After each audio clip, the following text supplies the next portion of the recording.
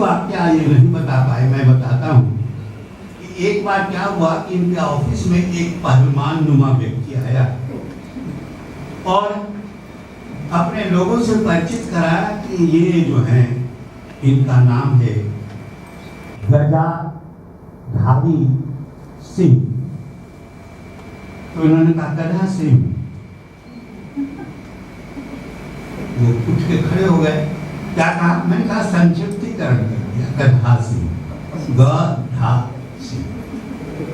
तो ये तब से सचेत हो गए, नहीं अब किसी का संक्षिप्तीकरण नहीं। और इन्होंने तब से ये शुरू किया है आंदोलन। आप इनका साथ दें।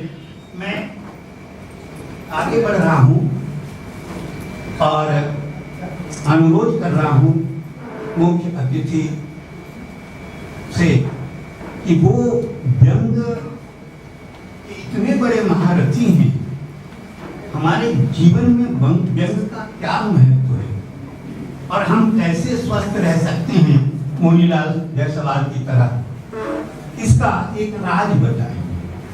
मैं अनुरोध कर रहा हूं मुख्य अतिथि से कि वो जीवन में हास्य व्यंग की आवश्यकता पर बहुत संक्षेप में होगा।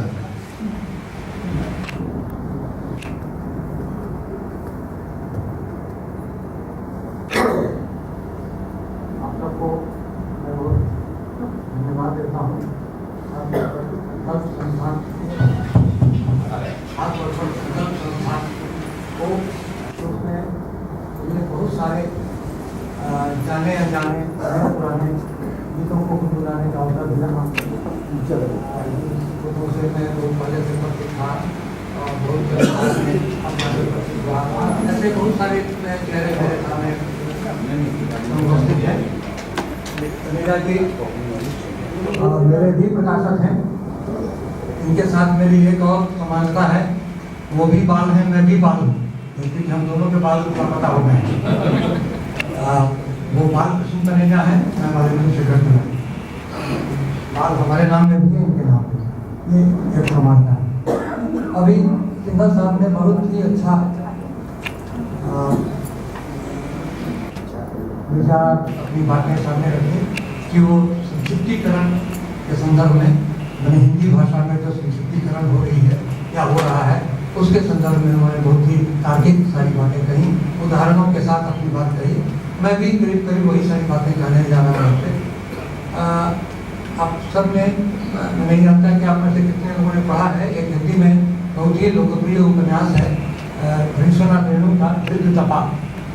उस दीर्घ तपा उपन्यास में एक महिला है, मैंने एक पात्र है जो नर्स बनने का प्रशिक्षण ले रही है। वो प्रशिक्षण लेते समय उसके सामने वो एक साक्षात्कार देने जाती है और उस साक्षात्कार में उससे एक सवाल किया गया है, अच्छा मान लो कि तुम्हारे सामने कोई घायल महिला आ जाएगी तो तुम क्या करोगे? तो रोगी ऐसी आ जाए जो घायल हो गई है महिला, तो तुम क्या करोगे? तो उसने एक बड़ा रोचक उत्तर दिया है, वो उत्तर मैं आपके सामने रखना चाहता हूँ। वो कहती है कि एथी पर पहले एथी को लेटाएंगे, एथी से एथी करेंगे, अपने एथी हो जाएंगे।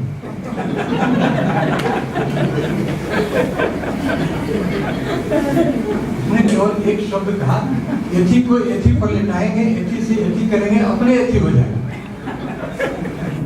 उसने कहा, उसने केवल एक शब्द का इस्तेमाल किया, यह माइक भी एथी है, यह कागज भी एथी है, यह टेबल भी एथी है, गिलास भी एथी है, बोतल भी एथी है, जो कुछ भी है संसार का वह एथी है।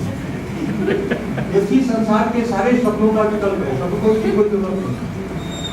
लेकिन यह संक्षिप्तीकरण हमारे काम नहीं आए। संक्षिप्तीकरण यह भी हुआ एथी के माध्यम से। एक दूसरा उदाहरण हुआ,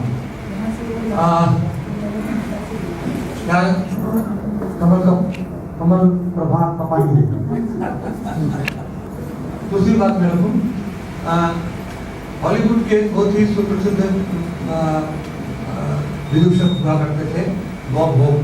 उन्हें अमेरिका से भेजा गया वियतनाम में, करीब 40 साल पहले की बात है। वियतनाम भेजा गया कि आप वहाँ पर जो लोग हैं, माने जो सैनिक हैं, उनका आप मनोरंजन कीजिए। उनका मनोरंजन करने के लिए उनको भेजा गया। वहाँ जाकर उन्होंने एक चुटकुला सुनाया बॉब होप ने करीब 10 मिनट में। उस 10 मिनट के चुटकुले के बाद वहाँ पर दुभाषिया था, दुभाषिया ने फिर उस चुटकुले का अनुवाद किया। उस दुभाषी ने केवल एक वाक्य कहा और सारे लोग हंसने लगे।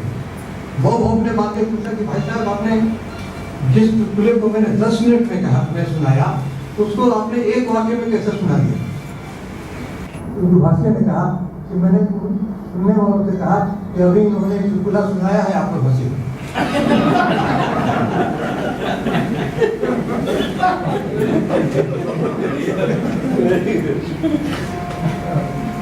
तो यह संक्षिप्तीकरण होता है।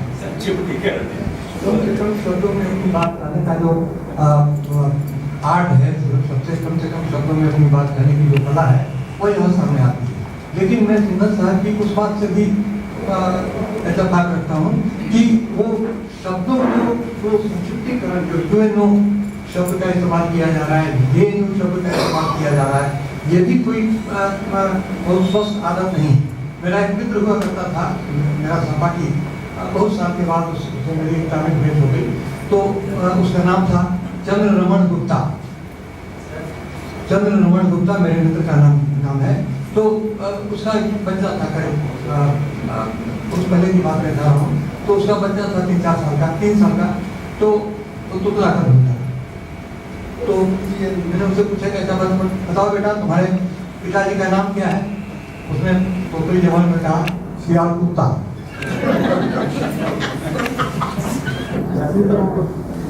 उसने कहा सियाल कुत्ता, सियाल कुत्ता, सियाल कुत्ता। उसको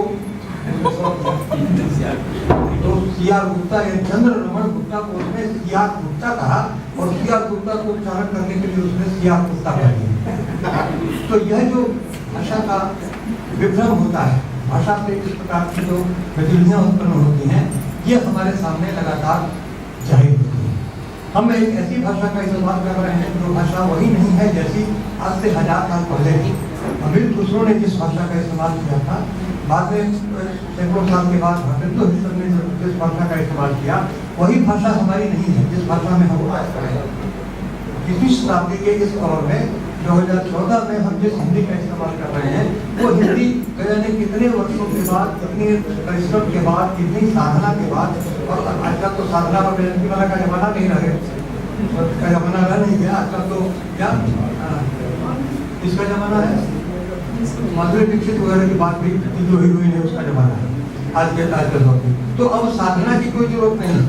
आज के दौर में जो लिख रहा है, जो रचनाकार है और जो हिंदी में जो काम कर रहा है, मुझसे ज्यादा सनेजा जी को पता है कि हिंदी में लिखने वालों की तादाद कितनी ज्यादा है, कितनी अधिक। लिखने वालों की कमी नहीं है। छापना एक काम है और प्रकाशित किताब को बेचना उससे भी बड़ा काम है। तो इस साधना में ये लगे हुए हैं, जैसे कि साधना मैंने पहले ताकि साधना और बेजती वाला का जमाना नहीं है। लेकिन इसके बावजूद जो प्रकाशक हैं और जो लेखक हैं, वो इस बात से सहमत हो रहे हैं कि हम जिस भाषा का इस्तेमाल कर रहे हैं वो वही भाषा नहीं है जिसका इस्तेमाल हजारों साल पहले होता है, अभी खुसरो से लेकर आज तक। तो कहा खालिद ने कि रेखते कि तुम भी उस्ताद नहीं हो खालिद, कहते हैं कि पिछले जमाने में मीर भी। तो भाषा जो है वो पिछले जमाने से लेकर के आज तक कुछ चली आ रही है। मैं एक और संस्करण सुनाता हूँ। मैं एक बार जोधपुर में अपने मित्र के यहाँ गया और उस उनके यहाँ मैं पहुँचा तो उन्होंने कहा कि भाई साहब, हमारे घर में 400 साल पुरानी तलवार दिखाइए भाई। तो 400 साल पुरानी तलवार के लिए जो बड़ा सा बॉक्स था, वो बॉक्स लेकर के आए। वो बक्सा, उस बक्से को खोला उन्होंने। उस बक्से के अंदर जो तलवार उसकी म्याद बिल्कुल नई थी। मैंने कहा कि भाई साहब, ये तो तलवार की म्याद बिल्कुल नहीं है, ये तो इसका जो ऊपरी आवरण है वो बिल्कुल नया। हाँ, वो तो पुराना हो गया, तो सड़ गया, तो उसको मैंने बदल दिया। उसके बाद जब तलवार निकाली तो उसकी तलवार निकालने के पहले जो उसकी मूठ थी वो भी स्टेनलेस स्टील की बिल्कुल चमचमा रही थी। मैंने कहा कि भाई साहब, ये मूठ भी तो बिल्कुल नहीं। हाँ, वो तो सड़ गई थी। तो फिर वो मूठ को भी मैंने बदल दिया। फिर तलवार निकाली तो वो तलवार भी बिल्कुल चमचम। हमने कहा कि ये तलवार भी तो नए स्टील की है। हाँ हाँ, वो तो पुराना स्टील था ना, वो तो खत्म हो गया, उसमें हम उसको भी मैंने बदल दिया। अब यह बताइए कि उसमें 400 साल पुराना क्या है? कुछ नहीं। तो भाषा भी हमारी जिसका इस्तेमाल हम कर रहे हैं, जिस हिंदी का इस्तेमाल कर रहे हैं, जिस भाषा का इस्तेमाल कर रहे हैं, वो इसी प्रकार से लगातार बदलती गई है। ये वही भाषा नहीं है जो कभी इस्तेमाल में आती थी। निज भाषा उन्नति है सब उन्नति को मूल, ये भारतेंदु ने जब कहा था तो उनके दिमाग में बहुत सारी भाषाएं थी, बहुत सारी भाषाएं जो उस वक्त इस्तेमाल में आती थी, उन सबका उल्लेख उन्होंने किया है। फारसी का उल्लेख किया है, अरबी का उल्लेख किया है, अंग्रेजी का उल्लेख किया है, देशज भाषाओं का उल्लेख किया है, और तब अंत में फैसला किया है कि निज भाषा, अपनी भाषा का उपयोग कीजिए। और ये सबसे गुजारी भाषा तो अपनी भाषा का उपयोग करें, निज भाषा का उपयोग करें, ये बातें नहीं है।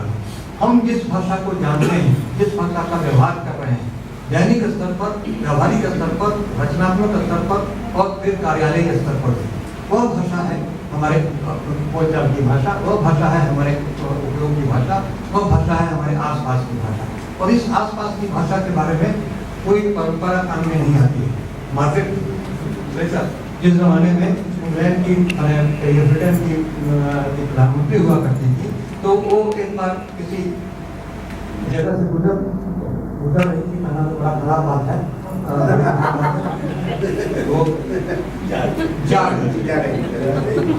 गुजर गया तो हम लोग कहते हैं कि तीन कवियों के गुजर जाने के बाद वो हम लोग कविता में इसका इस्तेमाल करते हैं। लेकिन वो मार्केट फ्रेजर ने देखा कि एक जगह है जहाँ पे एक संतरी खड़ा है, एक सिपाही खड़ा है, गलती से संतरा हो गया, तो एक सिपाही खड़ा है जो पहरा दे रहा है। तो जो प्रधानमंत्री थी मार्केट फ्रेजर, उन्होंने पूछा कि ये संतरी क्यों खड़ा है यहाँ? उन्होंने कहा कि आज 300 साल पहले यहाँ पर जो संसद भवन थी, उस संसद भवन में एक ईंट खिसक जाने से एक संसद सदस्य घायल हो गया। 300 साल से वहाँ पर एक संतरी की ड्यूटी लगा दी गई है कि बच्चा तुम यहाँ पर खड़े हो, ताकि अगला कोई संसद सदस्य आवे तो उसको घायल न हो। तो ये इस परंपरा का पालन करने की क्या आवश्यकता है? ये परंपरा हमारी भाषा में नहीं होनी चाहिए। हम जिस 21वीं शताब्दी की भाषा का प्रयोग कर रहे हैं, आज हम जिस तरह की भाषा का इस्तेमाल कर रहे हैं, वो आप पा रहे होंगे कि उसमें अनगिनत भाषाओं के शब्द अपने आप समाविष्ट हो गए हैं। जिस भाषा की पाचन शक्ति, जिस भाषा का हाजमा अच्छा नहीं है, वो भाषा मर जाती है। हिंदी का हाजमा बहुत अच्छा है, उसकी पाचन शक्ति बहुत ही मजबूत है, तभी हमने संसार भर की भाषाओं को अपने भीतर पचाया है, संसार भर की भाषाओं को अपने भीतर अंगीकार किया है। यही कारण है कि हिंदी आज 21वीं शताब्दी में विश्व भाषा के रूप में जो स्थापित हुई है। तो हिंदुस्तान सारे संसार के मानचित्र पर जो विश्व हिंदी सम्मेलन हुआ करते हैं, या और भी विश्व हिंदी सम्मेलन वगैरह में कोई दम नहीं है। महत्वपूर्ण यह है कि हम उसका व्यवहार किस तरह से कर रहे हैं। विश्व हिंदी सम्मेलन को अभी मैं मान के चलता हूँ कि एक तरह से विश्व हिंदी सम्मेलन या कोई भी अंतर्राष्ट्रीय सम्मेलन हम जो यहाँ आज राउरकेला में कर रहे हैं, इसकी एक पहचान है। हमने 5-6 किताबों का लोकार्पण सामने रखा। इस लोकार्पण के जरिए हम जो इस शहर की और आसपास की जो विशिष्टता है उसको उजागर करने का यत्न किया है।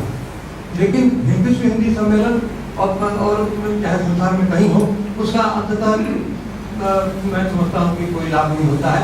वो केवल सरकारी आयोजन हुआ करते हैं। यह आयोजन सरकारी नहीं है, यह विशुद्ध तौर पर रचनात्मक आयोजन है। और इस रचनात्मक आयोजन के लिए आप सबको, डॉक्टर प्रजापति को, डॉक्टर साहा को और आप सबको बहुत बहुत बधाई और बहुत